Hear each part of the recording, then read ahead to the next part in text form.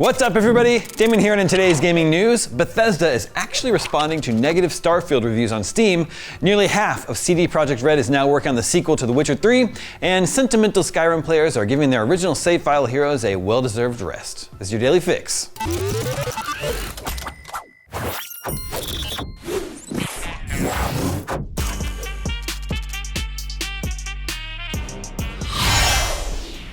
Bethesda has taken the unusual step for a AAA video game developer of responding to negative reviews of Starfield on Steam. As spotted by Project Zomboid developer Andy Hodgetts, representatives of the Microsoft-owned company have been replying to negative reviews on Valve's platform since early November amid Starfield's mixed user review rating of 69%. Many of the negative reviews echo common complaints with the sprawling space game, like this one, posted on November 6th from a player with 56 hours in Starfield. Boring and overrated, there's a wide universe to explore, filled mostly with empty planets. I understand they have to do that to sell you on the idea that this is a whole universe, but that doesn't make the game more fun.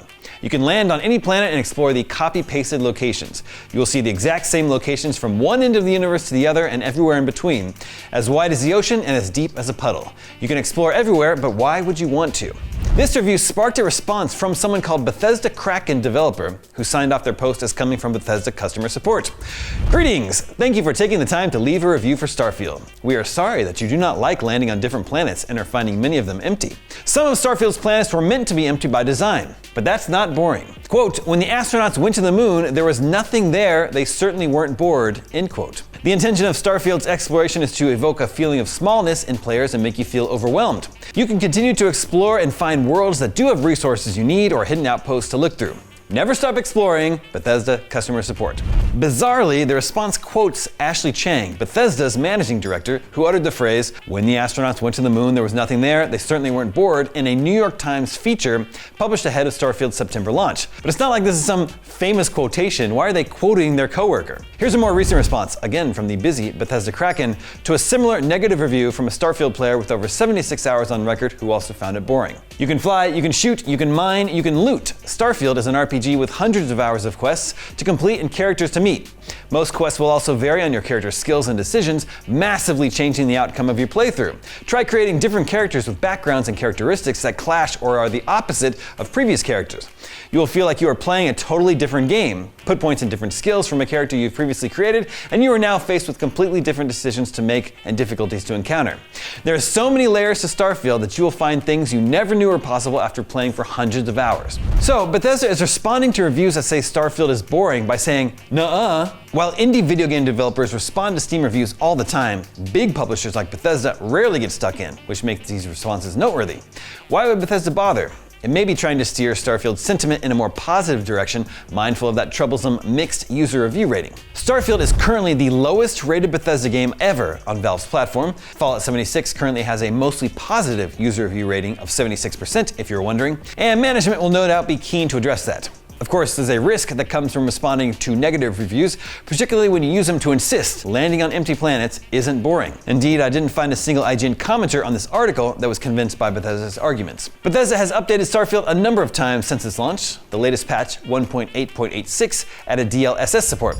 The studio already has a Starfield post-launch story expansion pack in the works called Shattered Space, and development chief Todd Howard told IGN in an interview earlier this year that Bethesda plans to release a lot of add-on content for the space exploration game. Moving on, nearly half of CD Projekt Red is now working on The Witcher 4, codenamed Polaris, following the release of the Cyberpunk 2077 expansion Phantom Liberty.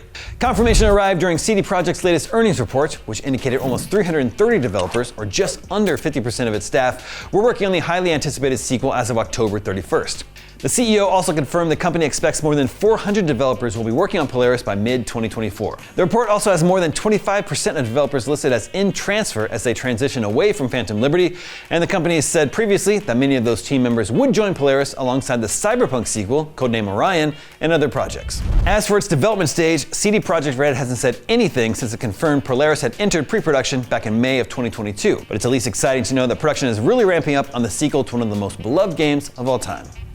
And finally today, speaking of beloved games, a wave of Skyrim players are getting a little sentimental and booting up their old Xbox 360s and PlayStation 3s to retire their original characters. Skyrim is now more than a decade old, 12 years, 2 weeks, and 6 days to be exact, but remains very much in the gaming zeitgeist. Bethesda's beloved RPG lets players explore a vast open world, fight great evils, and become a living legend, not to mention build a house, get married, and have kids. Several players are currently taking that role-playing one step further, however, by revisiting their now veteran adventurers and retiring them. Though this isn't a particularly new concept for RPG fans, the current trend was triggered by a Reddit user. They wrote, "It occurred to me, this account that I spent hundreds of hours on was just sitting there waiting for me to pick it back up at any moment. This little Skyrim dude saw me through high school and part of college, and I just left him sitting this whole time. So I decided to get back on the 360 to retire my old guy. I took him to his custom-built house, put him in some emperor clothes, put all the weapons away, and sat him at the table. Saved the game and shut it off. Gave the virtual dude some closure and said goodbye to my first playthrough. It weirdly felt kinda nice. Before you laugh at the idea, give it a try." The post became very popular on Skyrim's subreddit, with other players chiming in with similar stories and several pledging to do the same themselves. Luigi Knight X said, "I'm gonna get super emotional, not gonna lie. That first save still feels like a second home to me. Even though I haven't played on it in a long time, just the memories of my first playthrough make me feel emotional." Though it's a little less wholesome, Anti-Jack Coalition did something similar with their villainous character, explaining, "The account I did the most shit on, like Dark Brotherhood, Thieves Guild, etc. Vanilla playthrough ending, I retired sitting in some big Bruce Wayne-ass mansion in the mountains with a lot of gold. It does feel really nice to leave them to themselves after everything is over." As for Elder Scrolls 6, Xbox's Phil Spencer has confirmed it's still quite a ways out. Testifying at the Microsoft FTC trial earlier this year, Spencer said, "With Elder Scrolls 6, it's so far out, it's hard to understand what the platforms will even be at this point. It's the same team that's finishing Starfield, which comes out this September, so we're talking about it being likely 5+ years away."